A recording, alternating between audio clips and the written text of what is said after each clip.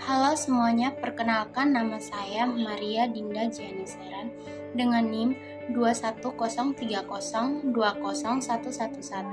kelas 1C semester 1 Program Studi Administrasi Niaga Fakultas Ilmu Sosial dan Ilmu Politik Universitas Nusa Cendana tahun akademik 2021-2022. Pada video kali ini saya telah mereview buku pengantar sosiologi oleh Serjono Sekanto pada bab 6. Baik, langsung saja kita masuk pada pembahasannya dengan topik lapisan masyarakat atau stratifikasi sosial. A. Pengantar. Selama dalam satu masyarakat ada sesuatu yang dihargai, dan setiap masyarakat pasti mempunyai sesuatu yang dihargainya.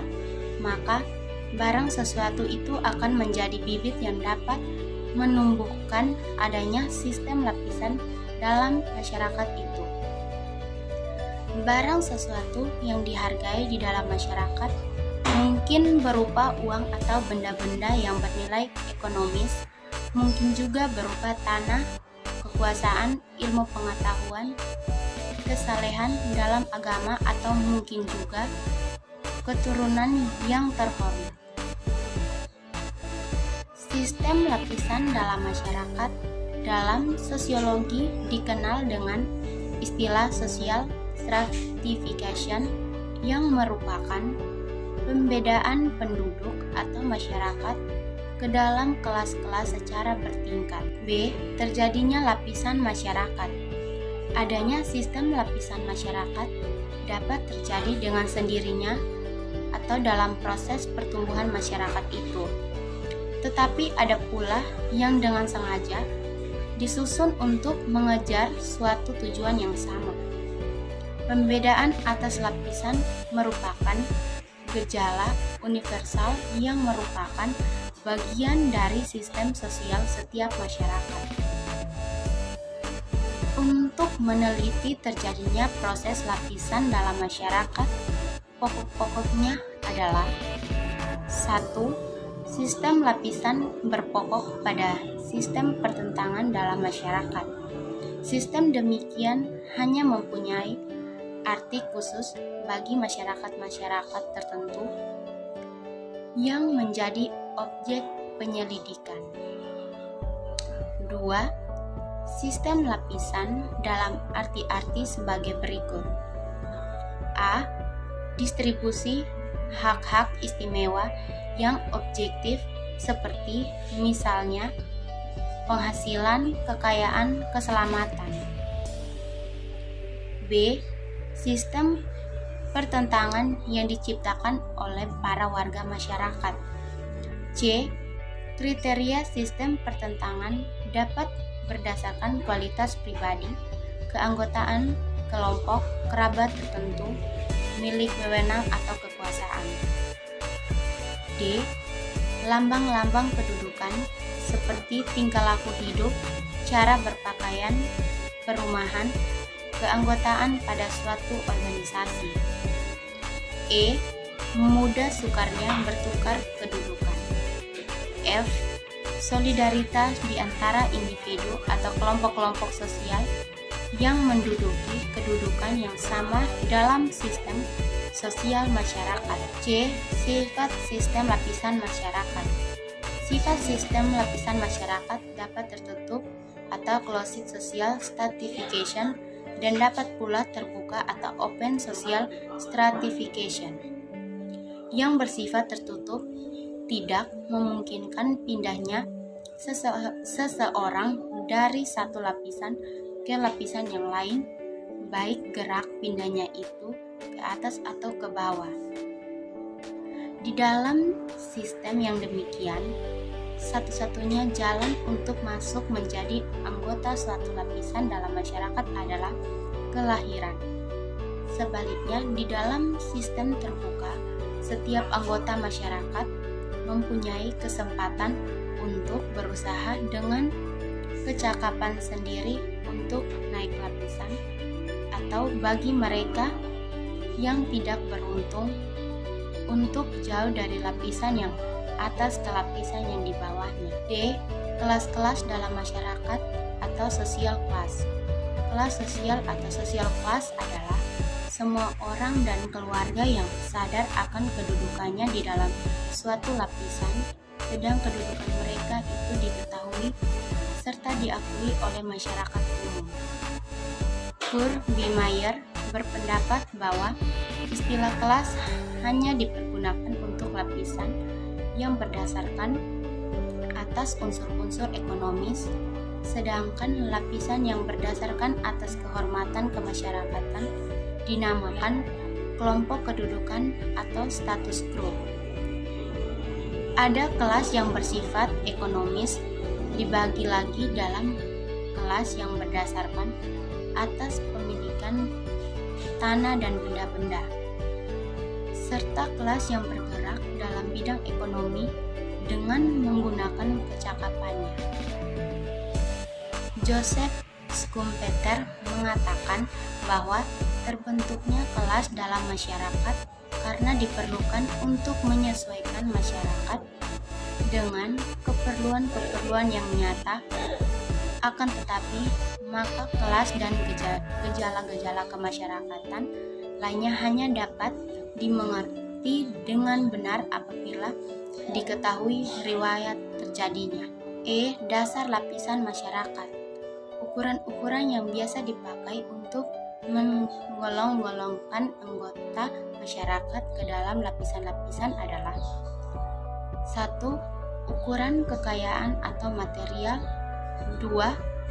Ukuran kekuasaan. 3. Ukuran kehormatan. 4. Ukuran ilmu pengetahuan. Ukuran di atas tidaklah bersifat limitif karena masih ada ukuran-ukuran lain yang dapat digunakan. Akan tetapi, ukuran di atas amat menentukan sebagai dasar timbulnya sistem lapisan dalam masyarakat tertentu. Unsur-unsur lapisan masyarakat. Hal yang menunjukkan unsur-unsur buku dalam teori sosiologi tentang sistem lapisan dalam masyarakat adalah kedudukan atau status dan peranan atau role. 1. Kedudukan atau status. Kedudukan diartikan sebagai tempat atau posisi seseorang dalam suatu kelompok sosial. Kedudukan sosial artinya tempat seseorang secara umum dalam masyarakatnya sehubungan dengan orang-orang lain dalam arti lingkungan pergaulannya, pretisenya, dan hak-hak serta kewajiban-kewajibannya. Dengan demikian, seseorang dikatakan mempunyai banyak kedudukan oleh karena seseorang biasanya ikut serta dalam berbagai pola-pola kehidupan. Pengertian tersebut menunjukkan tempatnya sehubungan dengan kerangka masyarakat serta menyeluruh. Masyarakat pada umumnya mengembangkan dua macam kedudukan, yaitu A. Ascriptive status, yaitu kedudukan seseorang dalam masyarakat tanpa memperhatikan perbedaan-perbedaan rohaniah dan kemampuan. Kedudukan tersebut diperoleh karena kelahiran. B. Achieved status, yaitu kedudukan yang dicapai oleh seseorang dengan usaha-usaha yang disengaja. Kedudukan itu diperoleh atas dasar kelahiran, akan tetapi bersifat terbuka bagi siapa saja, tergantung dari kemampuan masing-masing dalam mengejar serta mencapai tujuan-tujuannya. 2. Peranan atau role. Peranan atau role merupakan aspek dinamis dari kedudukan. Apabila seseorang melaksanakan hak-hak dan kewajibannya sesuai dengan kedudukannya, maka dia menjalankan suatu peranan. Suatu peranan mencakup paling sedikit 3 hal, yaitu A. Peranan meliputi norma-norma yang dihubungkan dengan posisi atau tempat seseorang dalam masyarakat. Peranan dalam arti ini merupakan rangkaian peraturan-peraturan yang membimbing seseorang dalam kehidupan kemasyarakatan. B. Peranan adalah suatu konsep perihal apa yang dapat dilakukan oleh individu dalam masyarakat sebagai organisasi. C. Peranan juga dapat dikatakan sebagai perilaku individu yang terpenting bagi struktur sosial masyarakat. G. Lapisan yang sengaja disusun. Chester E. Barnard secara khusus membahas sistem lapisan yang sengaja disusun dalam organisasi-organisasi formal untuk mengejar suatu tujuan tertentu. Menurut Barnard, sistem kedudukan dalam organisasi-organisasi formal timbul karena perbedaan-perbedaan kebutuhan, kepentingan, dan kemampuan individu. Sistem pembagian kekuasaan dan wewenang dalam organisasi-organisasi tersebut dibedakan ke dalam 1. Sistem fungsional yang merupakan pembagian kerja kepada kedudukan yang tingkatnya berdampingan dan harus bekerja sama dalam kedudukan yang sederajat. 2. Sistem skala yang merupakan pembagian kekuasaan menurut tangga kedudukan dari bawah ke atas. H. Mobilitas sosial atau social mobility. 1. Pengertian umum dan jenis-jenis gerakan sosial. Gerak sosial atau social mobility adalah suatu gerak dalam struktur sosial yaitu pola-pola tertentu yang mengatur organisasi suatu kelompok sosial. 2. Tujuan penelitian gerak sosial. Para sosiolog meneliti gerak sosial untuk mendapatkan keterangan-keterangan perihal keteraturan dan keluasan struktur sosial. 3. Beberapa prinsip umum gerak sosial yang vertikal. Prinsip-prinsip umum yang sangat penting bagi gerak sosial vertikal adalah sebagai berikut. A. Hampir tak ada masyarakat yang sifat sistem lapisannya mutlak tertutup, di mana sama sekali tidak ada gerak sosial yang vertikal. B.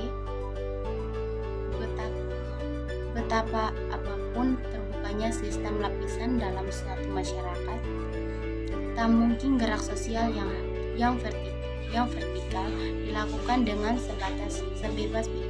Betapapun terbukanya sistem lapisan dalam suatu masyarakat, tak mungkin gerak sosial yang vertikal dilakukan dengan sebebas-bebasnya. Sedikit banyak akan ada hambatan-hambatan. C. Gerak sosial vertikal yang umum berlaku bagi semua masyarakat. Tak ada setiap masyarakat mempunyai ciri-ciri sendiri bagi gerak sosialnya yang vertikal. Laju gerak sosial vertikal yang disebabkan oleh faktor-faktor ekonomi, politik, serta pekerjaan adalah berbeda. E. Berdasarkan bahan-bahan sejarah, khususnya dalam gerak sosial vertikal yang disebabkan faktor-faktor ekonomi, politik, dan pekerjaan, tak ada kecenderungan yang kontinu perihal bertambah atau berkurangnya laju gerak sosial. 4. Saluran gerak sosial vertikal. Menurut Pitkirin Sorokin, gerak sosial vertikal mempunyai saluran-saluran dalam masyarakat. Proses gerak sosial vertikal melalui saluran tadi disebut social circulation. Saluran yang terpenting adalah angkatan bersenjata, lembaga keagamaan, sekolah, organisasi politik, ekonomi, dan keahlian. Sudah tentu ada saluran-saluran lain dalam masyarakat, misalnya perkawinan. Perlunya sistem lapisan masyarakat. Manusia pada umumnya bercita-cita agar ada perbedaan kedudukan dan peranan dalam masyarakat. Setiap masyarakat harus menempatkan individu pada tempat tertentu dalam struktur sosial dan mendorong mereka untuk melaksanakan kewajiban sebagai akibat penempatan tersebut. Dengan demikian, masyarakat menghadapi dua persoalan, yaitu menempatkan individu tersebut dan mendorong agar mereka melaksanakan kewajibannya. Dengan demikian, maka mau tak mau ada sistem lapisan masyarakat karena gejala tersebut sekaligus memecahkan persoalan yang dihadapi masyarakat, yaitu menempatkan individu dalam tempat-tempat yang tersedia dalam struktur sosial dan mendorongnya agar melaksanakan kewajiban yang sesuai dengan kedudukan serta peranannya. Sekian dari video review saya.